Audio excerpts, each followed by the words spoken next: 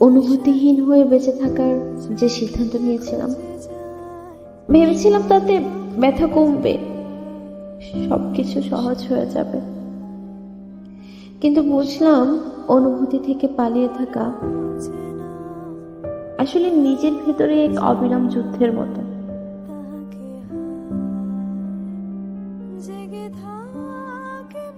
সবকিছু ধীরে ধীরে শূন্যতায় মিলিয়ে যাচ্ছে। আমি নিজেকেই আর চিনতে পারি না। মনে হয় আয়নার ভেতরের মানুষটা আমি নই, একজন অপরিচিত দাঁড়িয়ে আছে এখানে। কেমন যেন হৃদয়টা নিস্তব্ধ, স্পন্দন আছে কিন্তু কোনো অনুভূতি নেই, না ব্যথা, না ভালোবাসা, না আশা। সবকিছু সবকিছু কেমন যেন নিস্তেজ হয়ে পড়ে আছে।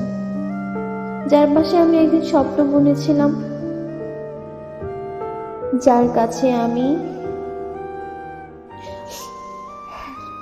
মাথা ঠেকিয়ে নিশ্চিন্তে চোখ বুঝতাম, আর সেই চোখ আমার দিকে তাকায় না। যার চোখে আমি স্বপ্ন দেখতাম, একসময় যার দৃষ্টিতে জীবন খুঁজতাম, এখন সেখানে আমি শুধু ফাঁকা আকাশ দেখতে পাই।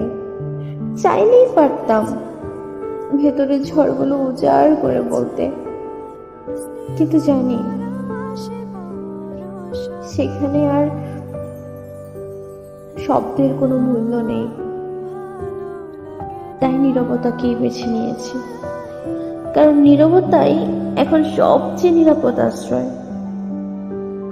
প্রতিদিন নিজেকে মিথ্যা সান্ত্বনা দিয়েছি, নিজেকে বুঝিয়েছি একদিন সবকিছু ঠিক হয়ে যাবে, কিন্তু সেই অপেক্ষার ভেতরেই আমি হারিয়ে ফেলেছি আমার সত্য,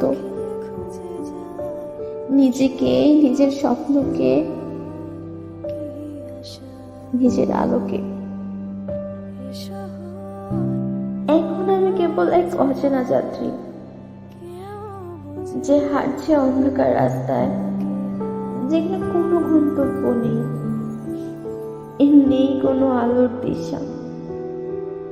শুধু আছে একটুকু প্রশ্ন, আমি কি সত্যি বেঁচে আছি নাকি শুধু টিকে আছি?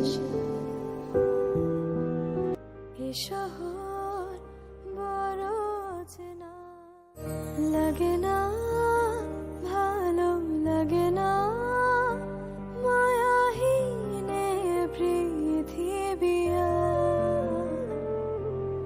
যেতে চায়, মন পেতে চায়, স্নেহ ভরা সে পরশবা।